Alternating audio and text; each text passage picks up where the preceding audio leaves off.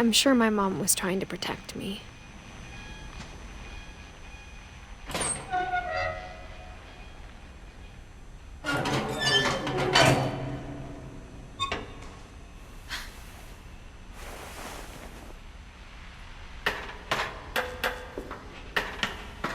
Maybe she was afraid I'd end up like Walter.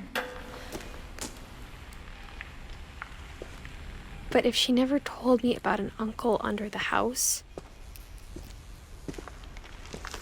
I can only imagine what else she was hiding. I don't want to make the same mistakes she made.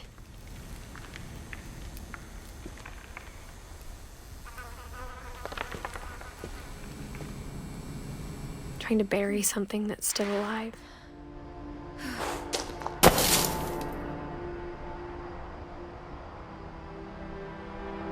Now that there's only one of us left, or maybe two, I thought it was time I heard the stories for myself and found out what happened to everyone else. But now I'm worried the stories themselves might be the problem. Maybe we believed so much in a family curse, we made it real.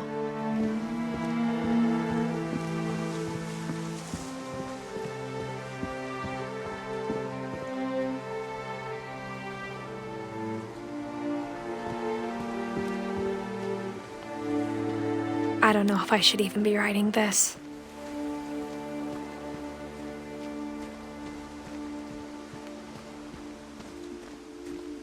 Maybe it'd be better if all this just died with me.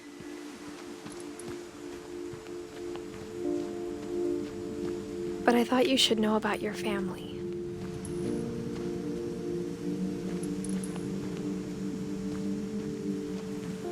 And the history you're a part of.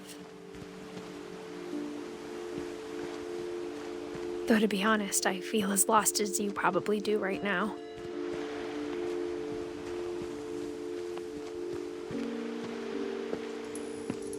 I think the people in these stories believed them, for what that's worth.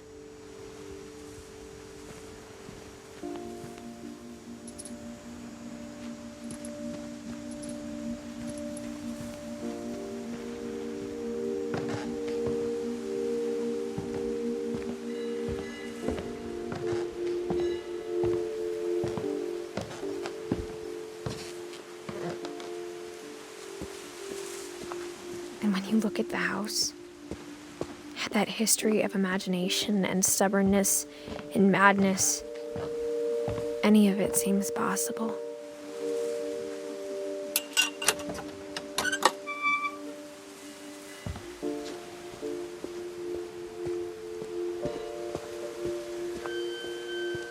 I think we've been surrounded by death for so long, we've just gotten used to it.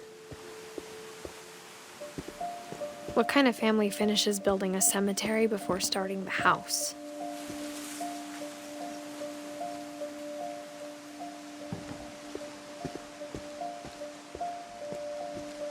It's embarrassing for me to admit this, but the pet cemetery made me more uncomfortable than the human one. 3 of the gerbils are mine, and 2 had been my fault.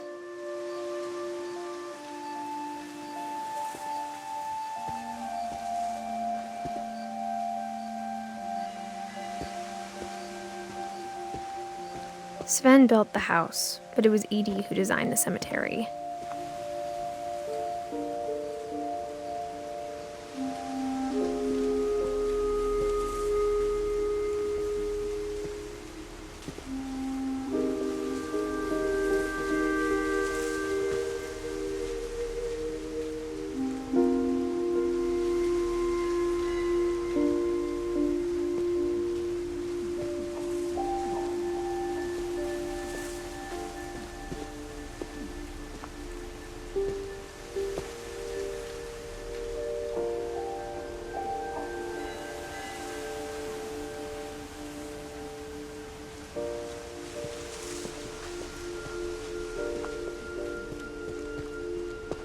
I'm sure Odin's monument had been Edie's idea. My mom was always trying to move on, But for Edie, the past never went away.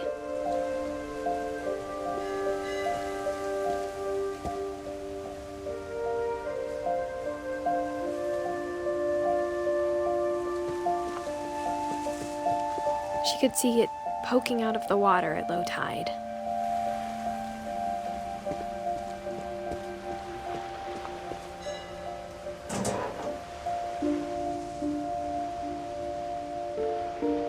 Edie said she dreamed about the old house every night.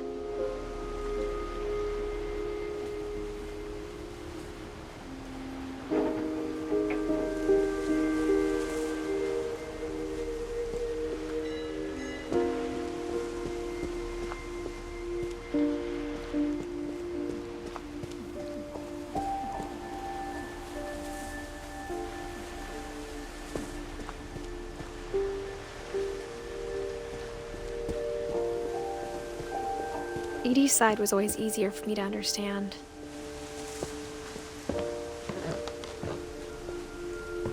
But the older I get, the more I can see where my mom was coming from. Her dad had been pretty strict, but it wasn't enough to save her brothers. She was just trying to do better.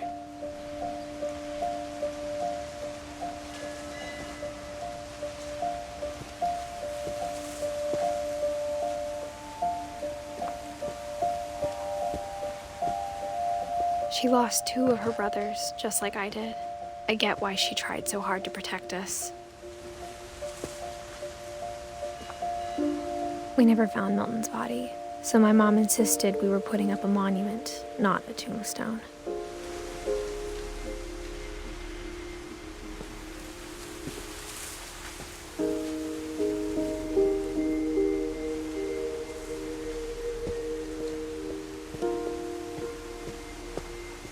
There's so many things I wish I could ask my mom now. Part of me thinks this is what she wanted all along. For me to come back someday and find everything out for myself.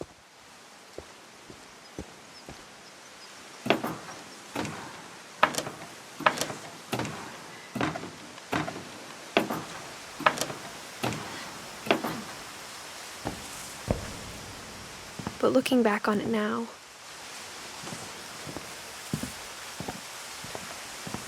if she told me there was going to be so much climbing, I never would have come when I was 22 weeks pregnant.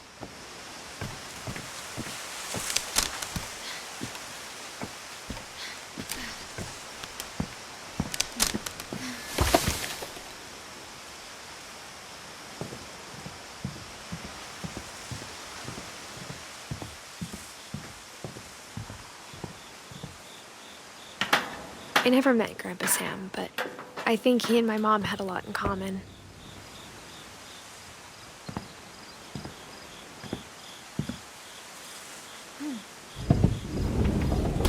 They were both pretty intense.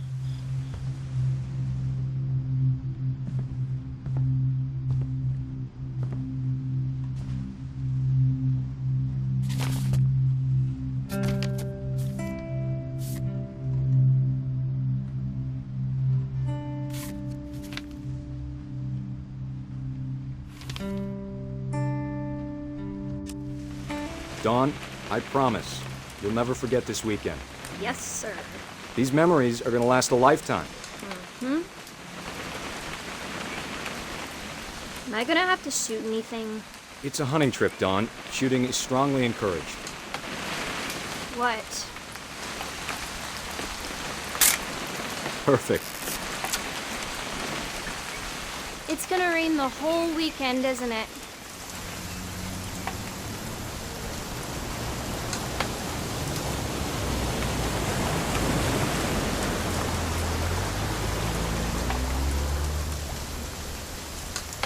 I will never forget this weekend, Dad.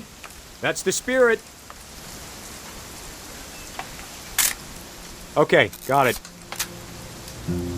I'm gonna take some pictures, okay? Just be careful. That camera's older than you are. Aw.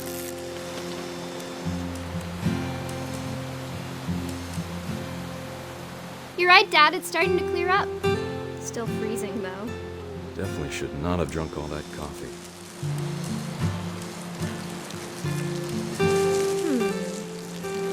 Hey! That's a keeper. Nothing quite like being outside. I'm just saying, I'm not always gonna be here, Dawn. You'll need to remember this stuff, if you want to survive. I'll be fine, Dad. You know who else thought he was gonna be fine? Some guy who died. Dawn, I'm being serious. I know, Dad. You're always serious. Doesn't being out here make you want to chill out? Well, to tell you the truth, I haven't been out here in 20 years.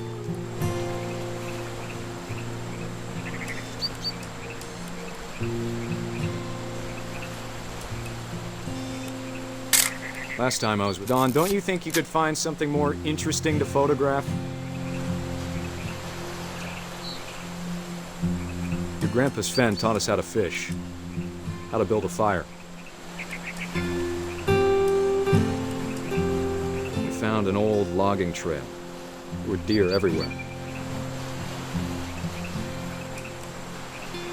I bet if I could remember where that trail was, we'd spot a buck for you in no time. Give me a minute to check the map.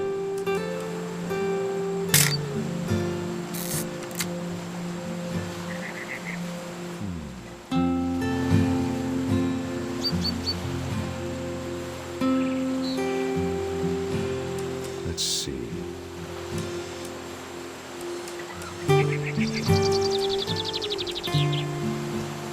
Maybe.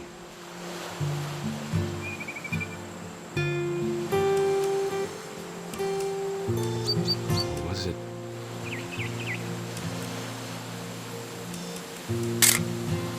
You don't need to waste any more film on me, kiddo.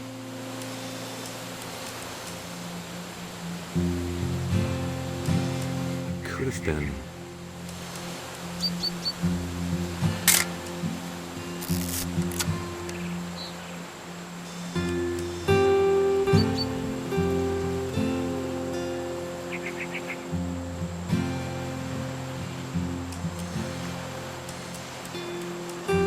Dad! Good eyes, Dawn.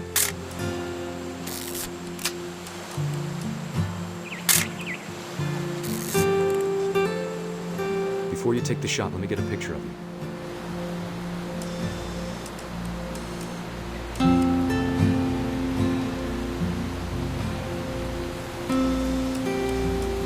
Dad, I... Just breathe. Turn off your imagination. Focus on your target.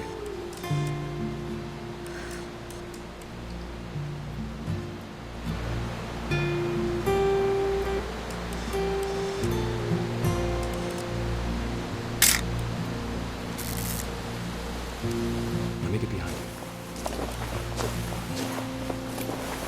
do I have to do this? Dawn, you don't have to do anything. But if you want to survive, you'll need to be strong.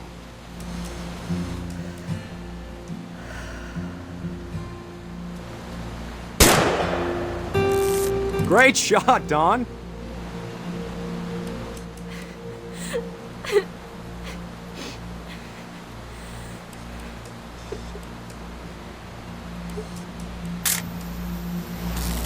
I'm proud of you, Dawn. Always remember that, okay?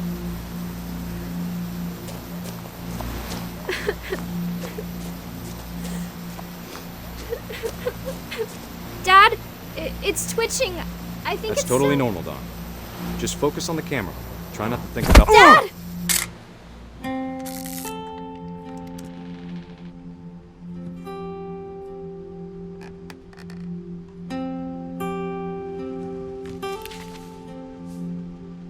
Of all these stories, that's the one I wish most that my mom had told me.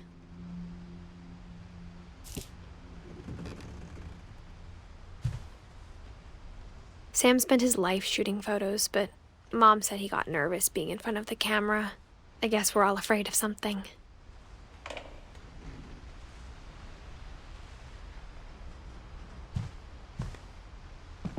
Instead of hiding from death, Sam seemed to go out of his way to meet it.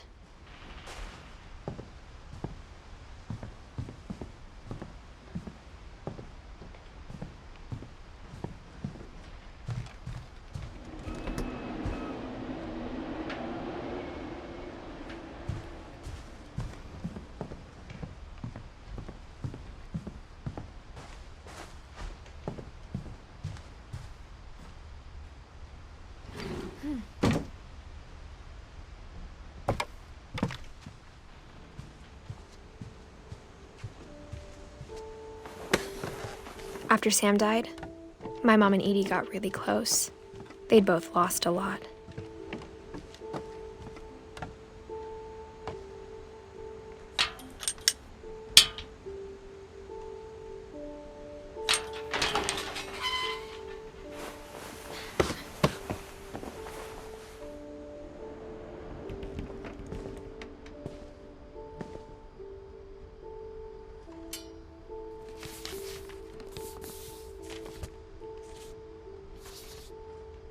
Dear Kay, do you remember the way Gregory used to laugh when he thought he was alone? Like something funny was happening, but only he could see it. I think he saw things the rest of us don't.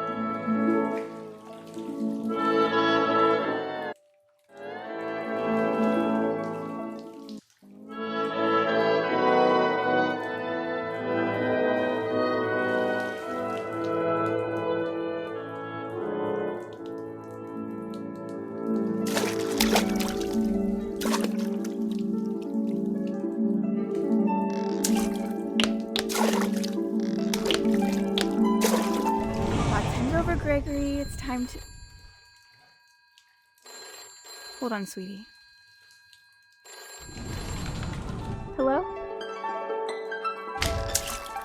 Sam, I told you I don't want to talk right now. I wonder what he saw.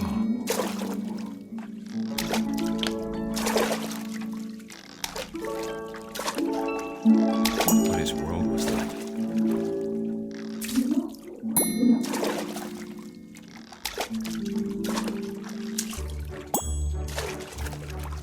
He reminded me so much of Calvin. Lost in his imagination. Whatever it was he saw.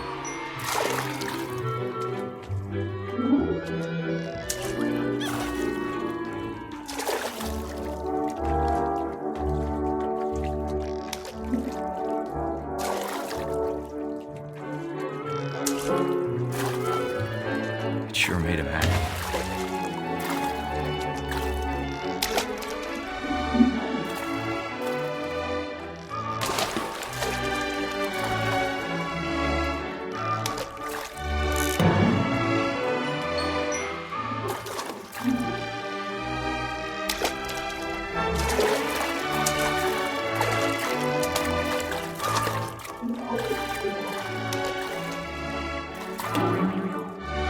I know how silly it sounds.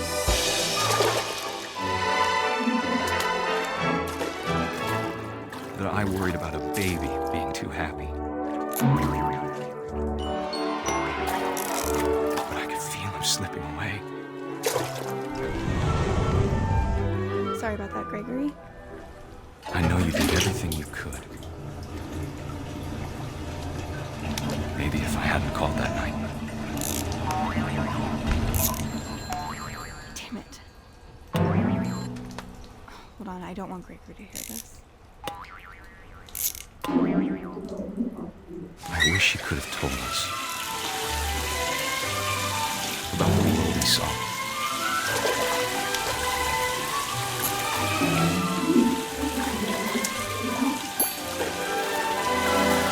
There's so much I don't understand about Gregory, about everything.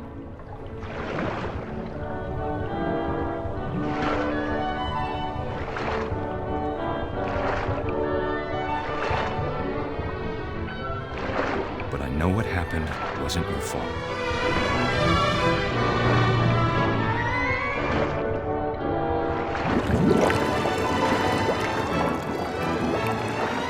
I'm sure he's happy. And he'd want you to be happy too. Good luck, Kay. Love, Sam.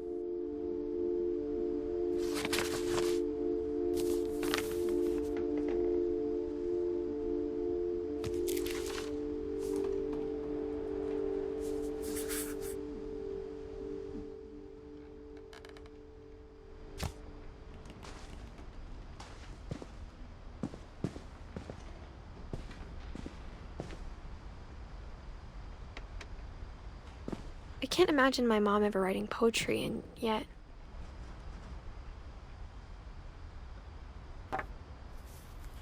A poem for Gus, who always said the wedding was a bad idea. Our father never hit us kids, at least not very hard, before the day my brother said with teenage disregard that he'd be dead before he'd see a wedding in our yard.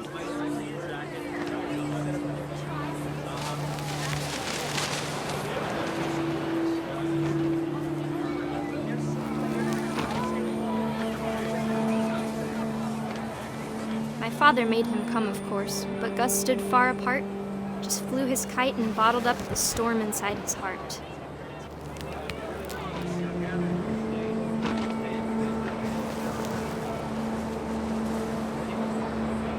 I tried to talk him out of it, but though he'd never met her, "We don't need a stepmom," were the words that I now pronounce you husband and wife. You may kiss the bride.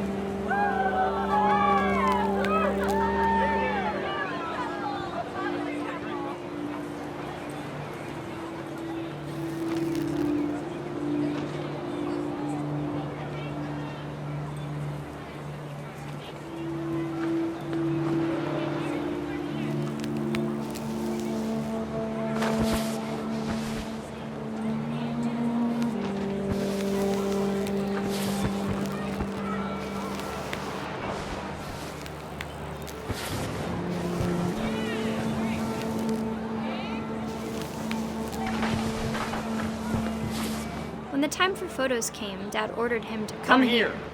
But Gus declined, and as a sign held up his middle finger.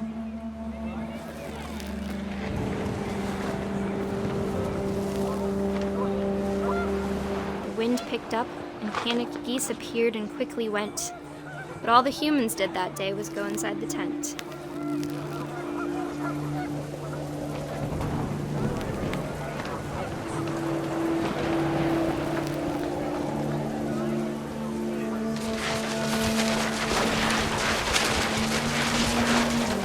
The rain came down in buckets then, but no one seemed afraid that nature might destroy the tent our dad had crudely made.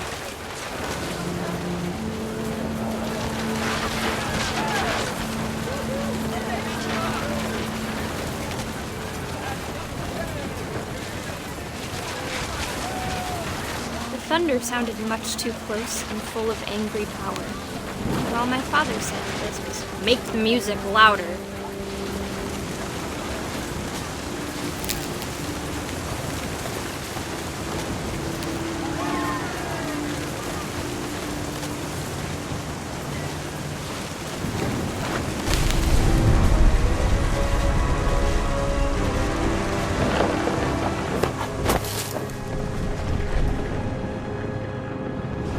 I wish that I could truly say I thought about you on that day. Out there on the beach alone, just you, the wind, the sea, and foam. But I didn't, until we found you.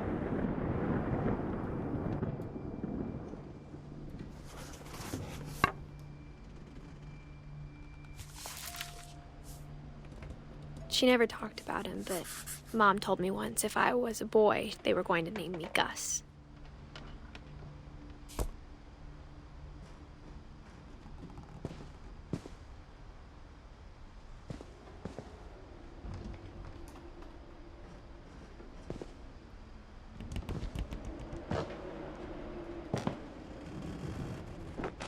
My mom moved up to the loft after her brothers died. At the time, it was as far away as she could get.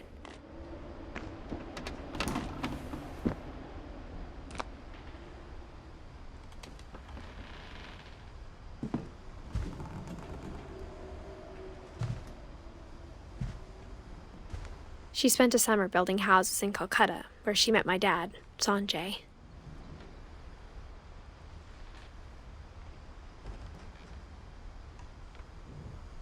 My mom moved to India a week after graduation and got a job teaching English.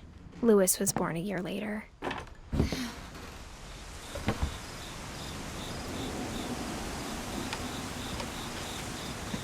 When my dad died, I don't think Mom knew where else to go. I'm sure Edie was happy to have her back. and to see kids in the house again.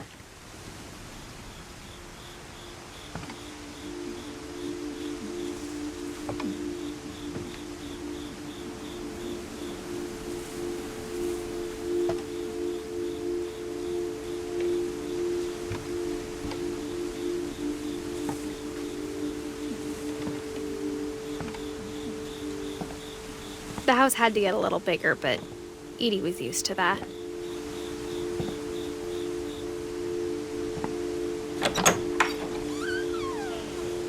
And for a while, things were good. Almost normal.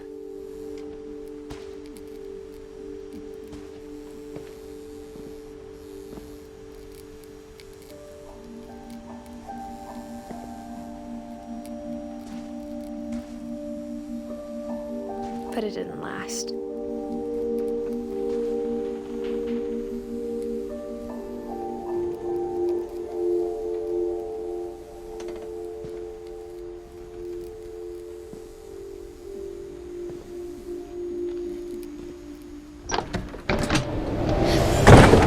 The beginning of the end was Milton's 10th birthday, when Edie gave him a castle.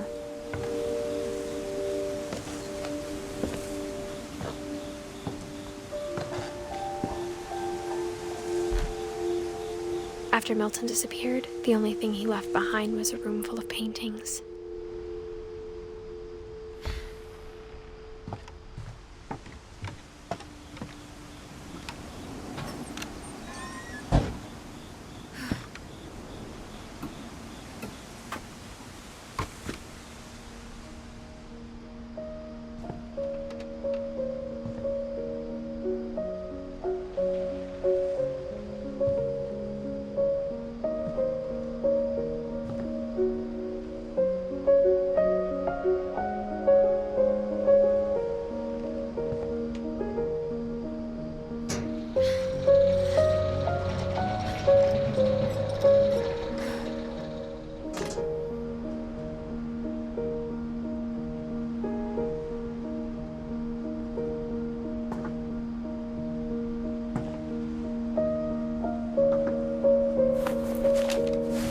Milton Finch in The Magic Paintbrush.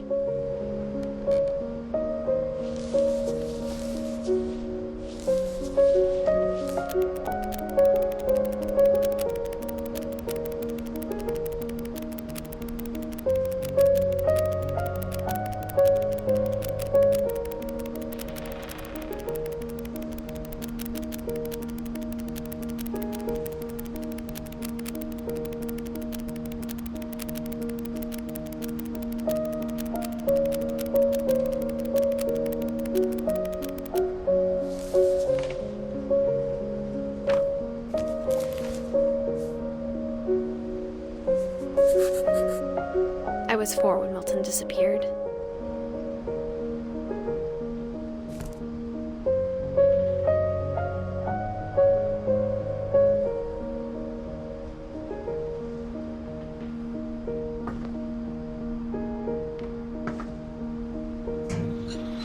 Mom spent months searching for my brother. Then she sealed the doors.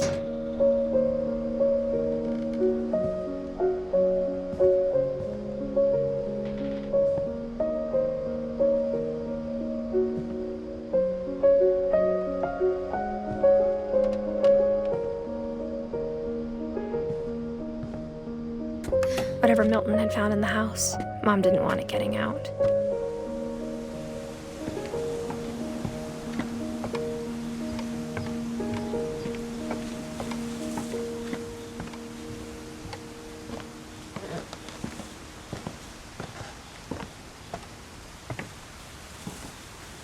Mom definitely blamed Edie, but I think Louis blamed himself. After he graduated, he just spent more and more time in his room, until Mom got him a job at the cannery.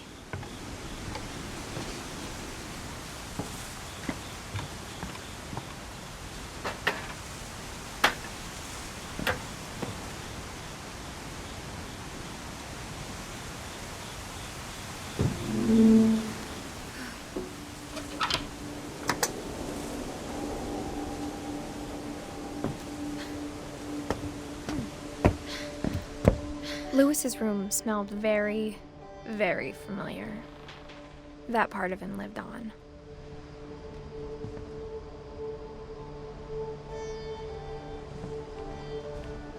Lewis and I spent a lot of time playing games together, but he was surprisingly bad at them. He died a lot.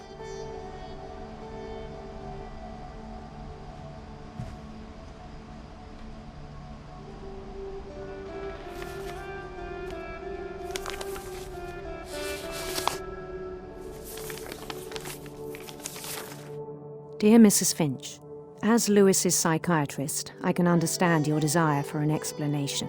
As I see it, the trouble began in January, shortly after we convinced your son to seek treatment for substance abuse. Newly sober, I believe Lewis first noticed the monotony of his daily life.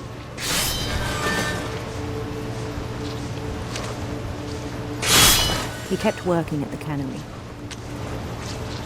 but he withdrew part of himself. In our sessions, I saw the same behavior. His mind began to wander. I asked him to describe it. He said he started small, imagining a labyrinth. He'd feel his way about. Then something moved. Bats and toads.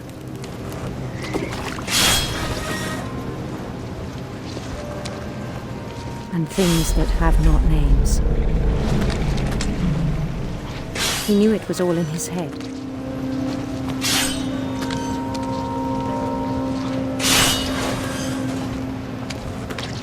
But he took it very seriously.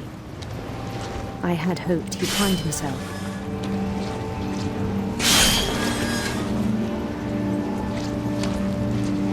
But he found something more.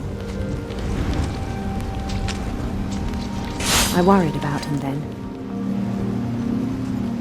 Daydreaming at the cannery. I spoke with his boss. But he said Lewis had become a model employee.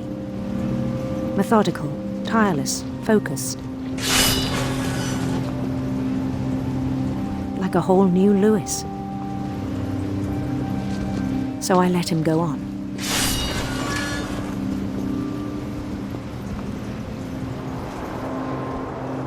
I even encouraged him. It seemed very promising at first. He told me he'd made a new friend.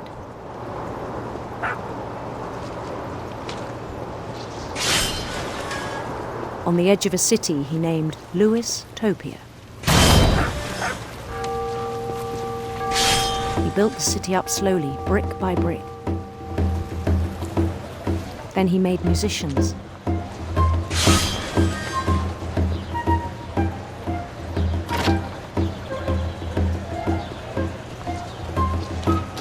And songs for them to play. He talked about starting a band. And he was always humming something. Every day his imagination grew stronger.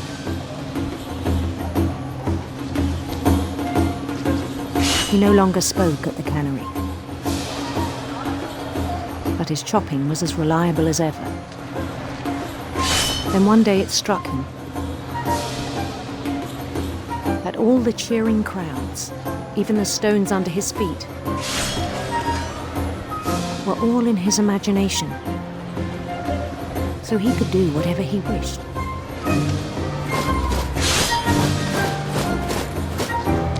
He held an election for mayor. And he won. They begged him to stay, but his mind was already wandering. It became a game for him.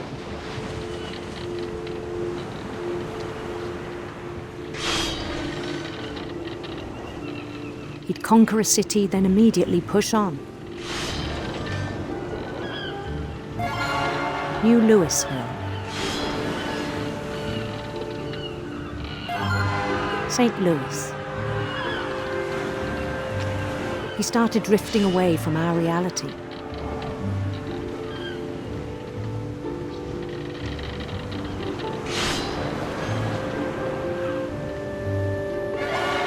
Minneapolis, until one day he forgot to go home from the cannery. Even as his mother pleaded with him, part of Lewis kept sailing on.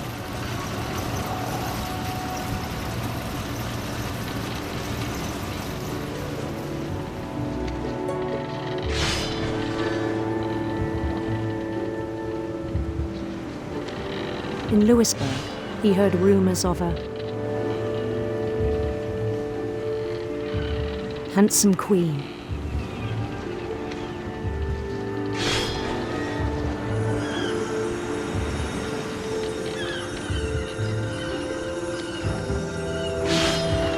The queen was on her own quest for sinister serpents.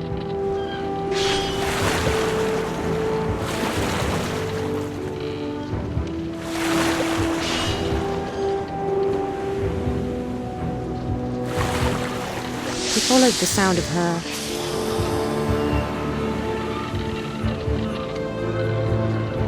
silver harp.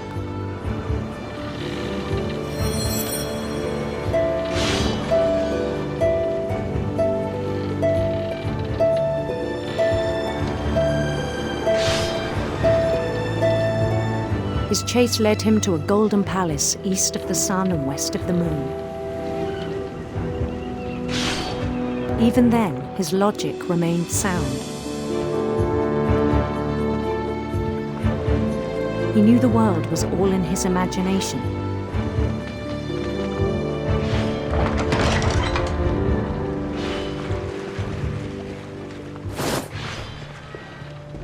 But he was so proud of having created it. In his own eyes, he'd become something greater than a king.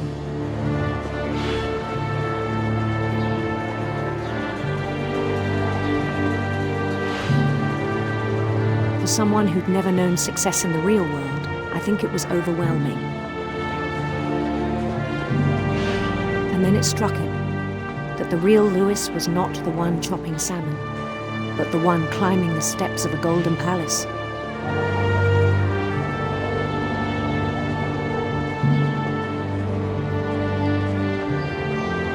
My imagination is as real as my body, he told me. It was hard to argue with him.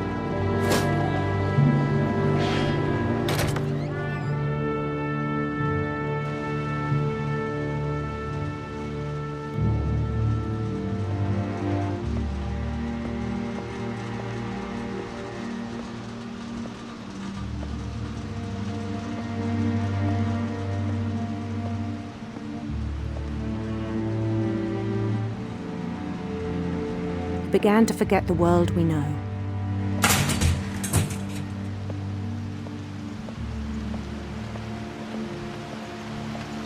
I think it pained him to remember Lewis, the cannery worker.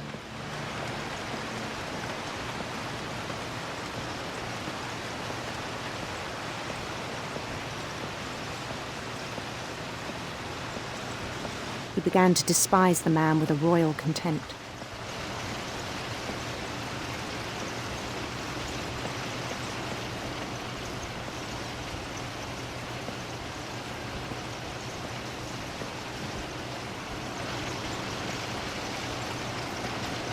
I still thought I could save him.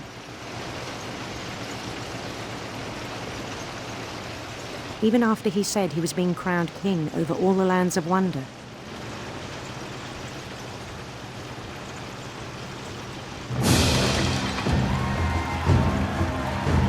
The palace would be packed with his companions.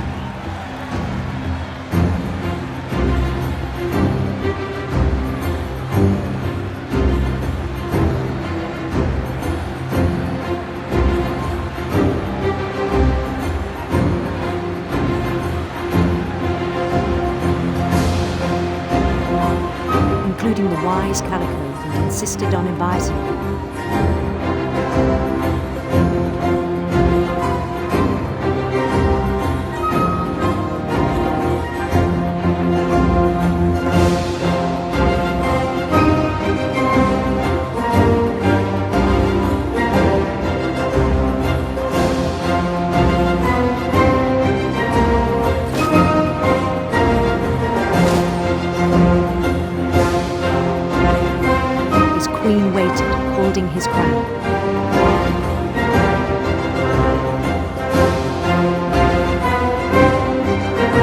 was only one thing left to do.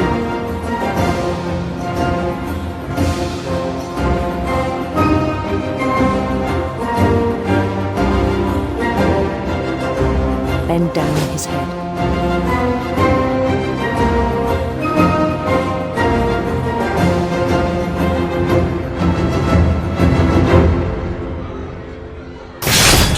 And the rest I think you know. Mrs. Finch, your son was a kind man who will be missed by all of us who knew him.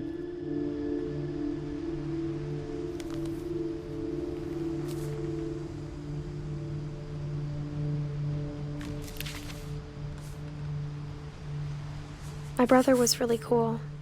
I wish you could have met him.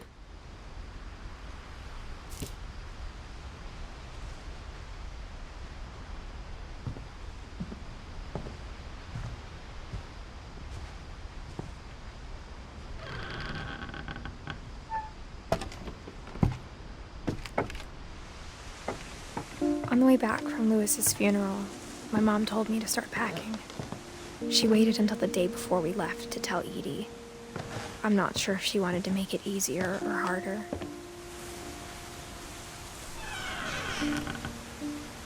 I wish we'd stayed. But I understand why we left.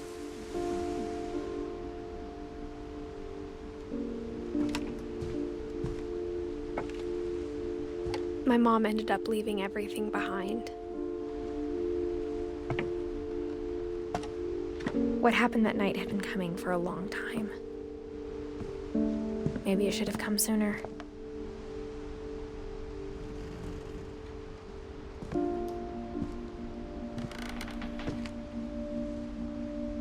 But it had to end one way or another. All that's left now is to tell you about that last night.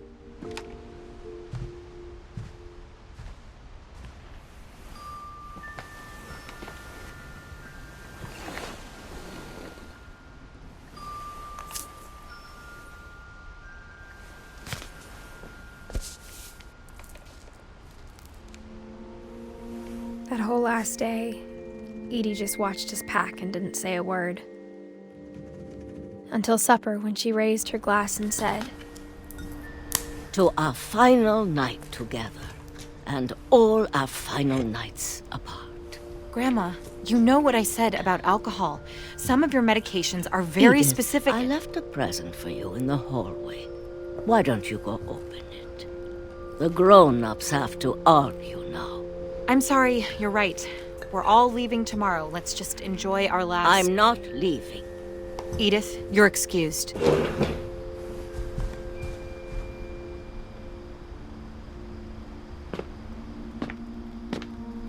the power had been shut off that morning, but Edie always had plenty of candles. When my mom sealed the library, I don't think she knew about the other entrance. Or that Edie had a key to it.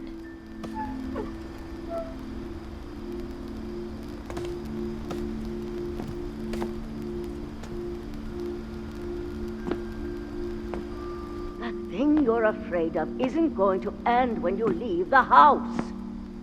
Edith has a right to know these stories. My children are dead because of your stories.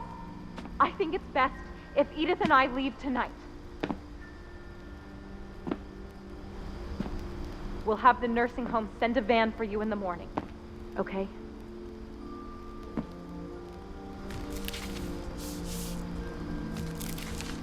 Dear Edith, there's so many stories I wish I could tell you, but there's only time for one. This is about what happened on the night you were born. That night, the tide went way, way out. It was the first and last time I ever saw the old house aground. There'd been an earthquake out in the middle of the ocean. They called it the lowest tide in 1,000 years. God, it smelled awful. You know, I've seen that house every day of my life.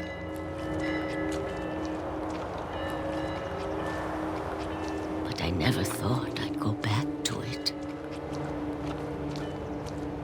when the fog rolled in, I lost my way.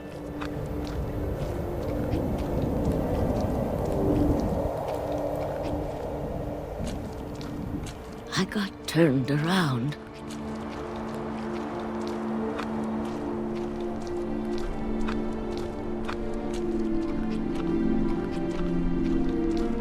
For a while, I wandered. I started seeing things.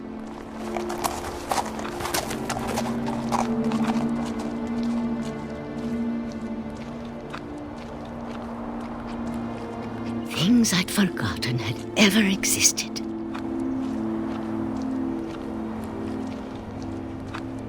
But when I saw them, they felt like old friends. That night, a lot of things came back to me. Or maybe I came back to them.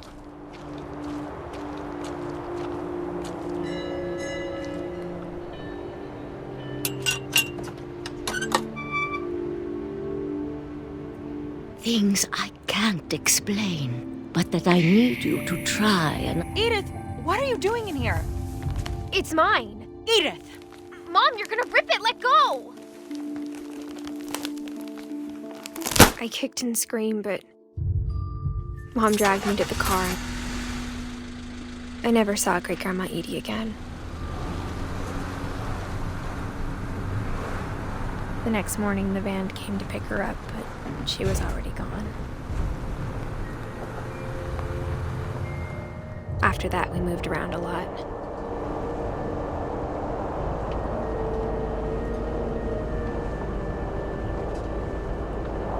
We both tried to make the best of it.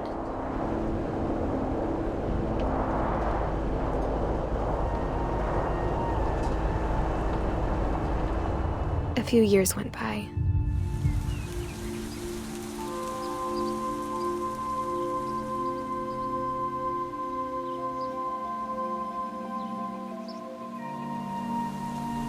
My mom didn't like to talk about it,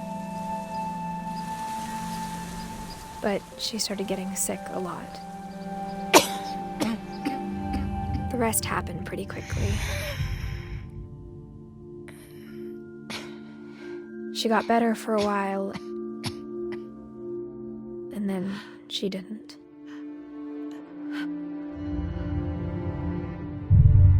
And then I was alone.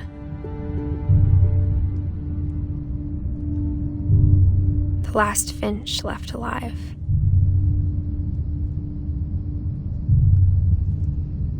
Until I found out about you. I'm still not sure what to tell you about all this. If we lived forever, maybe we'd have time to understand things. But as it is, I think the best we can do is try to open our eyes. And appreciate how strange and brief all of this is. This journal was supposed to be for you.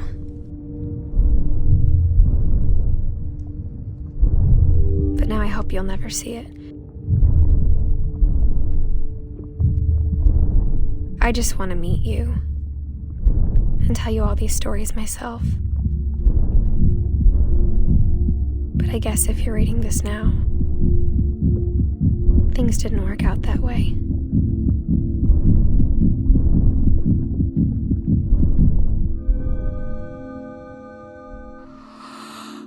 This is where your story begins. I'm sorry I won't be there to see it. It's a lot to ask, but I don't want you to be sad that I'm gone. I want you to be amazed that any of us ever had a chance to be here at all. Good luck.